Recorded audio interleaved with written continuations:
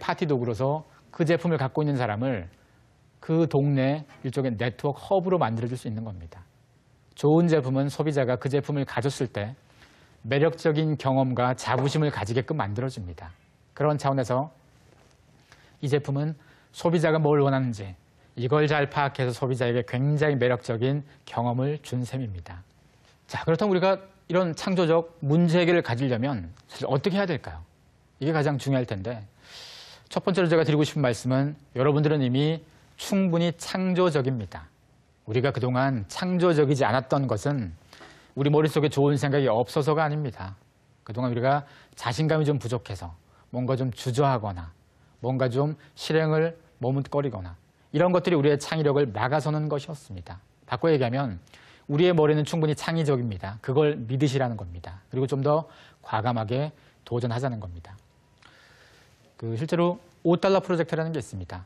$5를 팀원들에게 주고 이거는 스탠포드 대학에서 한번 해봤던 건데 $5를 팀원들에게 주고 각 팀당 $5를 가지고 2시간 동안 이걸로 한번 최고의 수익을 거둔 팀이 상을 받는 건 거죠.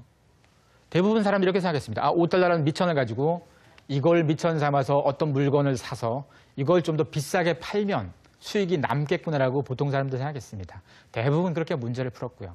그런데 한 팀만 다르게 문제를 풀었습니다.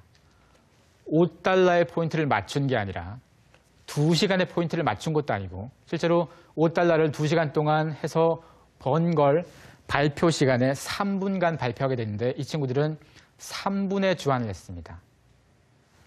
스탠포드 대학의 인재들을 채용하고 싶어하는 기업들에게 가서 당신의 기업을 홍보해줄 기회를 제공해주겠다고 3분간 당신의 기업을 홍보해주면 우리 스탠포드 학생들이 당신의 기업에 좀 더 관심 가지고 나중에 입사 지원을 할 수 있기 때문에 그걸 알려주는 홍보의 기회로 저 3분에 대한 대가를 팔았습니다. 어떻게 보면 모든 사람들이 이제까지 문제 속에 매몰되어 있다면 문제 속에 매몰되어 있는 새로운 방법으로 문제를 풀었다는 겁니다. 앞으로 여러분들도 주어진 문제, 그 문제 속에만 매몰되지 않고 문제를 푼다면 더 많은 기회가 있을 겁니다. 그리고 우리가 쓰는 말도 좀 바꿔야 됩니다. 우리가 보통 일할 때 쓰는 말들이 있는데 지금 화면으로 보이는 15개의 말이 있습니다. 이 5가지씩 계속 나올 텐데 이 말들 한번 곱씹어보면서 우리가 평소에 저 말을 얼마나 많이 써왔던가 아니면 들어왔던가 한번 반성해야 됩니다. 이런 말들 많이 쓰면 쓸수록 많이 들었으면 들을수록 우리는 새로운 행동, 새로운 도전 못하게 자꾸 주저하게 됩니다. 조직 속에서 이런 말들 좀 버려준다면 아마 우리는 좀 더 과감하게 실행을 많이 할 겁니다. 실제로 우리가 기획을 할 때 가장 문제가 뭔가 하면 과거에 했던 기획안부터 꺼내듭니다.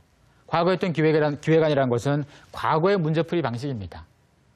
그렇기 때문에 우리는 과감하게 앞으로 새로운 기획을 하건 새로운 마케팅을 하건 백지위에서 문제를 풀어야 됩니다. 그 백지에는 요즘 소비자가 뭘 좋아하는지, 요즘 시장이 어떤 반응인지, 요즘 트렌드가 어떤 건지 이런 걸 갖다 놓고 문제를 풀어야 되는 거지 과거의 답들은 가장 마지막에 꺼내도 됩니다. 근데 우리는 자칫 과거의 제안서, 과거의 기획서를 먼저 꺼내놓고 보다 보니 거기에 자꾸 매몰됩니다. 이런 습관을 버리는 것도 우리가 창조에 조금 더 다가가는 좋은 방법이 됩니다.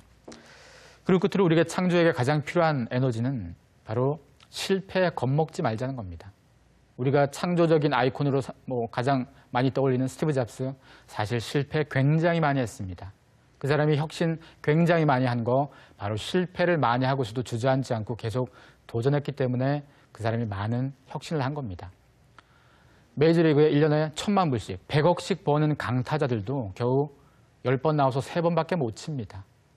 실제로 우리가 모든 직장인들이 한 번에 좋은 기획해서 한 번에 그것이 매력적인 답이 돼야 되는 강박증이 있다면 정말 좋은 답 갖고 오기 힘듭니다.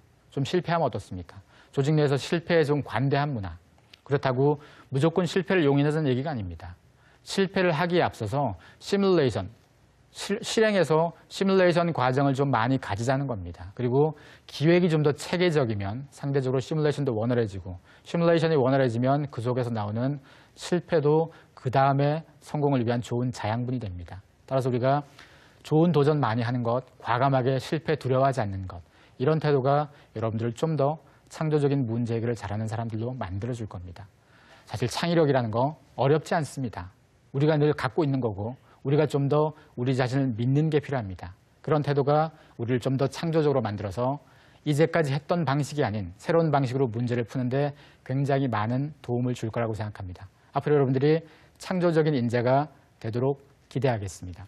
창조라는 것은 바로 여러분들에게, 그리고 창조라는 것은 모든 기업들에게, 그리고 창조라는 것은 미래 경쟁력의 중심이 된다는 것 여러분들이 꼭 인식했으면 좋겠습니다.